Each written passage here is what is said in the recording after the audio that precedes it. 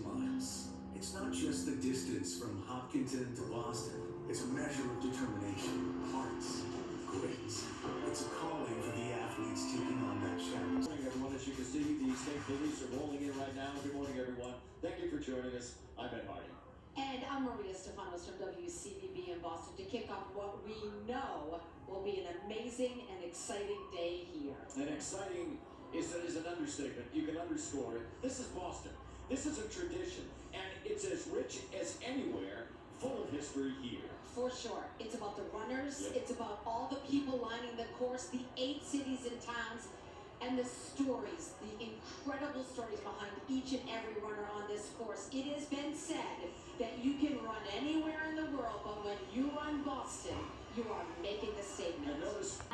And we've been seeing mist and drizzle, and the road here, the finish line, was completely wet this morning. It was very damp, but it has dried up a little bit. Here's the thing, the temperature right now is 47 degrees in Boston. We've got that wind coming in off the water, and that easterly wind has brought in the moisture. Exciting day. You can feel the energy 26.2 miles away right here where we are, for sure. And of course, the athletes right now, the hearts are beginning to pound. Everybody is beginning to feel the moment that they're going to break out. We are going to have the national anthem, which is coming up in just a couple of minutes. You can see the beautiful flag on the side there as we approach the start line.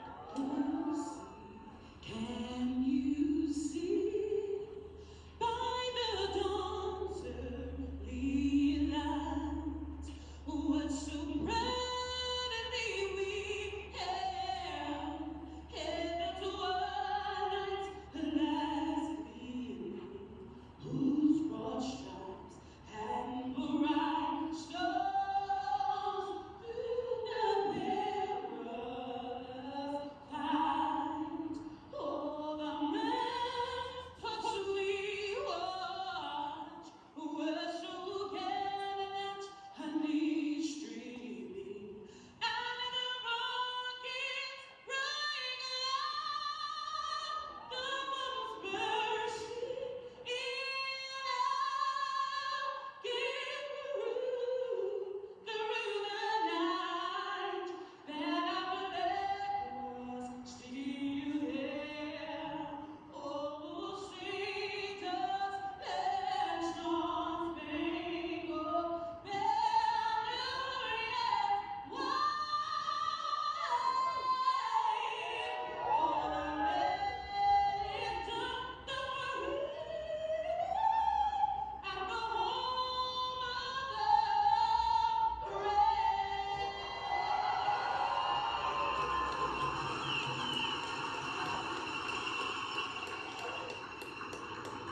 Tears, chills. Right.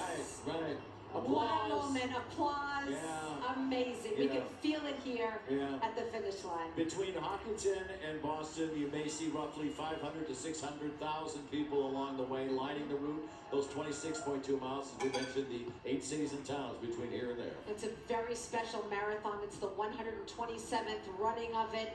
People are ready to go. We're ready here at the finish line. They are just about to begin at the start.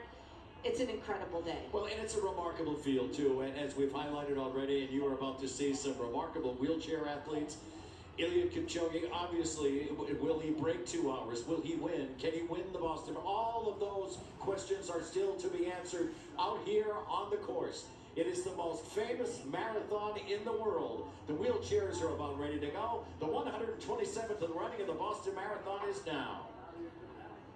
Live from WCBB Channel 5 and ESPN, this is the 127th Boston Marathon, presented by John Hancock, the fastest man ever to run a marathon. The reigning women's world champion. They're used to winning, but they've never faced this course before. Boston, the legendary event with its deepest field ever. 7 men who've broken the 2:05 mark, the most decorated women's marathoners ever to toe the line in Hopkinton.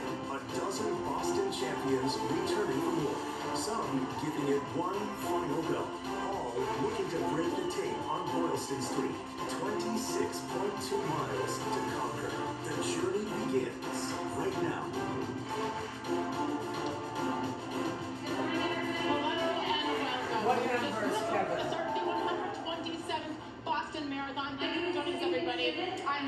we're thrilled to be part of ESPN's ongoing marathon coverage once again, and on WCPB as well this year. Out in Hopkinton at the starting line, the wheelchair racers, they are about to take off. It is the first of 8 cities or towns in this 26.2-mile journey. They're weaving through all of them. Historically, the 8th and final community is here in Boston at the finish line. Speaking of the location at the finish line, it is time to send it over our coverage of all 4 professional races to my friend, my teammate, ESPN's John Anderson. Hello, John. You can hear me. Good morning, Sage. I'll try this again. It is the oldest and greatest marathon, with the exception of perhaps the first one. And listen, that guy had no idea what he's getting himself into. I am John Anderson. I'm Kerry Tullison, Olympian, another Olympian, silver medalist, Mev Keflezighi, who has won at New York and who has won at Boston, and Amanda McGrory, 8 times a world marathon major champion. The only place around the globe she hasn't won is here in Boston. But that's okay, Amanda, because listen, you are our champion for the wheelchair races. Let's get into it, because it may not be quite as deep. It doesn't go 10, 15 deep in terms of talent like the men's and women's field, and yet we have superstar competitors. Thanks, John. I'm so excited to be back here today to talk about this course. We have 6 returning champions over the 2 divisions, the men's and women's wheelchair divisions, including the 2022 returning champions, USA's Daniel Romanchuk, as well as Switzerland's Manuela Schär. Then we have this guy right here, right? Ernst van Dijk. I'm not sure we can encapsulate fully what this guy has meant to the sport and what he's meant to Boston with 10 wins. I can talk the whole race about Ernst van Dijk. He's a legend in Boston, he's a legend in the sport, and it is a big part of the advocating that he's done for this division that we're here today. So we are about 90 seconds from the start, so we're going to use that to have you handicap the field a little bit, because Marcel Hoog's there, and of course we have Daniel Romanchuk, who is the defending champ. Yes, absolutely. Really excited to see what's happening here. Marcel has been undefeated since 2021 at the Chicago Marathon. Daniel was the last person to take him down. W1 Mike looks like Kevin. Identify Marcel Hoog in Over here to the left. Silver helmet. They call him the Silver Bullet. 26.2. Right now, the road looks okay, right? It's a little chilly, which isn't terrible, but the pavement for the moment seems like it will be okay. Tell me what might happen there, though, if we get a little weather here. It's a little chilly. It is dry right now, but there's a lot of humidity in the air, and humidity has the same effect on these racers as rain does. So my update from the start said a lot of them are prepping from rain. They are switching out their gloves, they're switching out their equipment to get ready for those conditions in case they do happen. There, one more look. 50 years old, Ernst van Dijk. They gave him number 10. Usually you go, the defending champ gets one. He's 10 because he's won 10 of these. As we get ready for the first of 4 races, we have the men's wheelchair, the women's wheelchair, the men's elite, and the women's elite as well. So we are waiting, and the first of the guns that we will hear in Boston here on Patriots Day. It is a local, it is a national, and it is a global event all at once. And Amanda, it looks to the untrained eye like these guys just go from the get-go. Absolutely, they are taking off. And this is one of the things that is most interesting about the wheelchair division. A lot of these athletes are going to hold roughly the same pace over the course of 26 miles that they would hold over a 1,500 or a 5K. We're looking at up to 50 miles an hour down some of these hills, and across the flats, they can average in the low 20s. I fear right now we may not have a pass in this race. We'll see how it goes. This is Marcel Hoog's strength. For a long time, the start of this race was controlled. It was 14 miles an hour max down that first hill. They opened that up, and Marcel is using it to his advantage. And there you take a look at the ones to watch. Marcel Hoog, we've talked about him 5 times a winning year. Daniel Romanchuk, who has won twice. Aaron Pike, the guy shows up all the time and really had a great 2022. Absolutely. So we all know Marcel, we all know Daniel. Aaron Pike here is definitely... She's now less than a minute away. This is a really deep field, man. We got, obviously we have Eliud Kipchoge, but they have people out here they think they can contend with. Kipchoge is a favorite, obviously. He has so much knowledge, so much championships, so many, and the world ready for a record holder.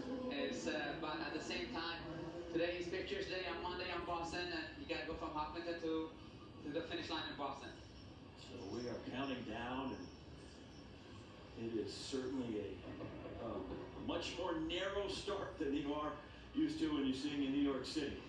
But they are in Hopkinton and getting ready to go 5 turns and 26.2 miles to get here. They did go down Scott.